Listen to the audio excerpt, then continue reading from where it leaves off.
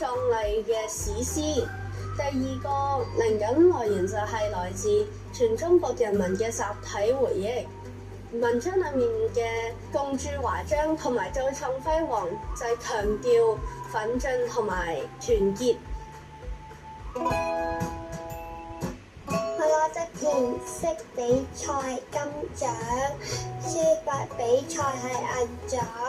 我係畫嘅4隻熊貓，2隻咧係喺中央送俾香港嘅，另一2隻咧就喺香港出世。我覺得好開心同埋好感恩，多謝天父爸爸、校長、老師、爸爸同媽媽。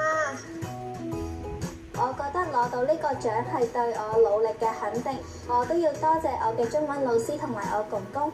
我寫嘅作品係古人王之渙嘅《登鸛雀樓》。登鸛雀樓，白日依山盡，黃河入海流。欲窮千里目，更上一層樓。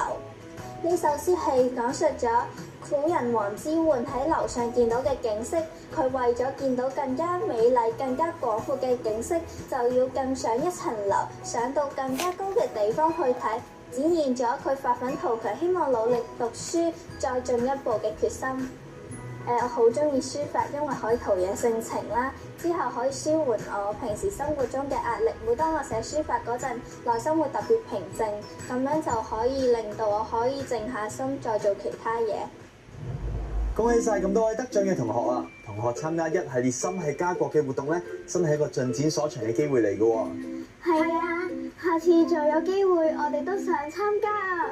咁我就期待你哋以後嘅作品啦。我哋下集見啦，拜拜。